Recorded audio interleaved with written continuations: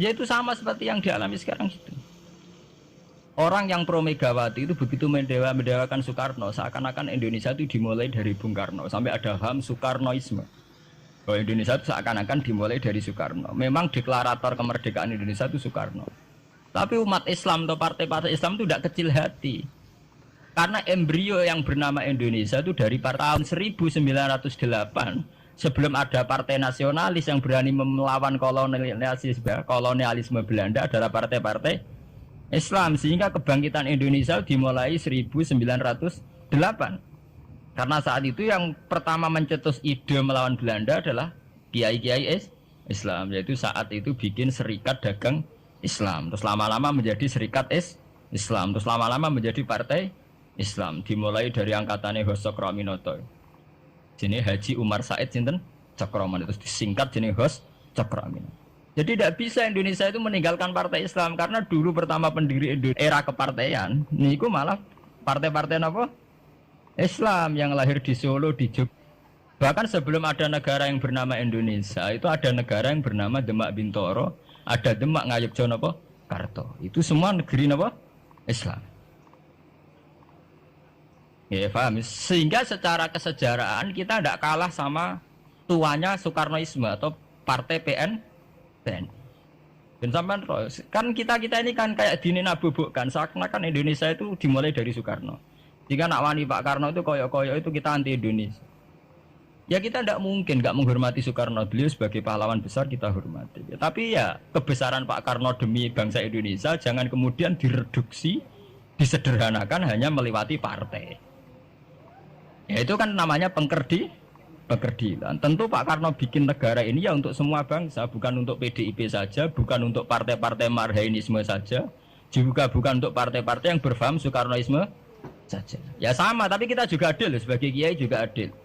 Hos Cokroaminoto bikin partai Islam adalah untuk mengusir Belanda dari bumi Indonesia, yang nantinya juga untuk kepentingan semua bangsa Indonesia, tidak hanya yang Islam saja. Ya kita adil, sama-sama adil. Saat nasionalisme ya tidak mengurangi keagamaan, saat keagamaan tidak mengurangi nasionalis. Tapi itu tadi kemudian ini dikerdilkan secara politik. Sawangannya nak wes duet Pak Hasim Mbak Mega nasionalis religius itu sudah ditren. Angger duet senengane pasangan nasionalis sampai apa nak nasionalis terus wajib sholat. Apa nak religius terus gak wajib nasional? Sebetulnya itu kan wajib. Apa kena wong Indonesia terus wajib sholat hanya karena atas nama nasionalis? Apa nak gue kiai terus wajib bayar pajak? Itu kan pengkerdilan, proses pembohongan ya. Pembohongan secara publik. Itu dibodokno, sedurunge bodoh, itu kan itu kan repot. Namanya sedurunge bodoh dibodokno nggih napa? Nurut.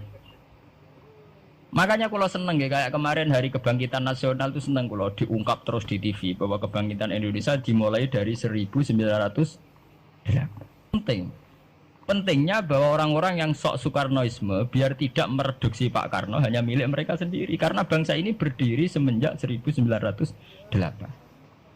Dimulai dari gerakan Budi Utomo sampai Hos Cokroaminoto sampai macam-macam, ya serikat-serikat Islam. Tapi ini terungkap sausé tukaran. Jadi sebetulnya Presiden Gus Dur jadi presiden biasa karena Basim Asari berjuang sebelum tahun 45.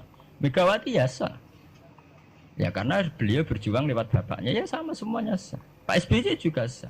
Karena keluarga militer. Apa meneh dekne mantune Sarwaedi sing ra roh sapa? Perjuangannya mertuane. Gak iso adol bapak ya adol mertuane pokoknya sing dikena didol pokoknya. Tapi artinya sama, kita secara sejarah itu sama. Kita sebagai santri juga tidak kalah sejarah. Karena berdirinya nasional udah lewat para kiai. Ya itu takokno sejarawan manapun kayak profesor siapa di UI, siapa saja profesor-profesor sejarah bilang bahwa awal kebangkitan Indonesia itu dari partai-partai Islam. Bahkan versi orang nasionalis sekalipun tuh bilang karena Islam adalah satu agama yang paling sensitif terhadap penjajahan. Karena Islam melahirkan satu faham jihad, bahwa ketika ada kolonial Belanda, wong Islam terinspirasi harus jihad. Sehingga lahir partai-partai Islam. Dulu yang dilawan tuh perdagangan. Ini kalau cerita sejarah, santri-santri sadar. Jadi santri salaf dengan model sekarang sing raro duit, raro dagang itu sebetulnya mengkhianati pendiri santri. Lho mboten niku lho fair. Sing gak seneng dagang, gak seneng mergawe itu mengkhianati pendiri pesantren. Sama lihat sejarah, tahun 1908 itu namanya tidak SI, tidak Serikat Islam, tapi Serikat Dagang Islam. Karena para kiai adalah melawan dominasi Cina di Surakarta dan dominasi Belanda menguasai sentra-sentra perdagangan. Sehingga yang dilawan pertama adalah piye supaya kolonial gak menguasai aset-aset ekonomi. Namun tak kok sejarah, cek versi kiai, cek versi buku, asal gak versi klenek. Itu pertama yang dilawan para ulama adalah penguasaan aset ekonomi oleh Cina dan Belanda, sehingga mereka bikin Serikat Dagang Islam. Tapi saat ini mboten, santri paling ikhlas nak dunia wae Cina wae wong kafir. Dekne istrimo jaluk Arab-Arab salam tempel itu kan itu kapan ada ajaran itu napa? Kapan? Kita diundang bupati wis seneng bupati kelar salam tempel, sementara sing juga bupati ini kere-kere diutaratur, dikajekno wis seneng dan sebagainya. Itu tidak benar, tradisi itu tidak benar. Pertama dalam sejarah yang kita lawan justru penguasaan aset-aset ekonomi. Sebab itu dulu berdirinya Partai Islam dimulai dari Serikat Dagang Islam. Paham ya? Nah terus kemudian ada tradisi begini ya salah kaprah. Sebab itu nggih kula balik malih teng sejarah. Lah Nabi Muhammad ketika ngalami polemik intelektual, akhirnya beliau merunut sejarah lagi. Tapi balik dirunut ngenteni napa? Tukaran. Yaiku ketika Nabi Muhammad adu argumen mbek wong Yahudi. Agama mbek aku orisinil di. Jare Nabi Muhammad ya orisinil Muhammad. Jare wong Yahudi orisinil wong Yahudi. Nah sebab itu kalau andekan sampean tuh pakar sejarah ketika Quran ngendikan anit tabi millata Ibrahim apa? Hanifah, bahwa Nabi Muhammad kon anut Nabi Ibrahim itu bukan sekedar keteladanan dan fisik ku mboten ya adu ilmu tuwa niku. Adu ilmu tuwa. Asite adu ilmu tuwa andalane wong Yahudi Nabi Musa. Andalane Nabi Muhammad Nabi Ibrahim. Padahal Nabi Musa dibanding Ibrahim angkatan putu. Mulane jare Quran ha antum haula'i hajastum fi ma lakum bihi ilmun falimatu hajuna fi ma laysa lakum ilm wa wa ya'lamu wa antum la ta'lamun. Maka na Ibrahimu Yahudiyya wala Nasraniyya walakin kana hanifam muslimah. Terus adu ilmu tuwa. Kowe duwe agama Yahudi rak pendirine Musa. Kowe di agama Nasrani pendirine rak Isa. Lah anakku Islam pendirine Ibrahim rak tuwa napa? Berarti satu ilmu tuwa. Lah di Quran wis kakuati wa ma unzilatit Taurat wal Injilu illa mim ba'di. Lho Taurat Injil ku ana rak sakwise periode Ibrahim. Iku ngejenenge adu ilmu napa? Tuwa. Nah mulane saiki dhisik Mbah Hasyim apa dhisik Mbah Khalil? Apa dhisik Mbah Sidogiri? Apa dhisik lah nek adu Mbah gak barbar. Tapi ngono iku terukape sakwise tukar. Ya tugale tukaran sakniki.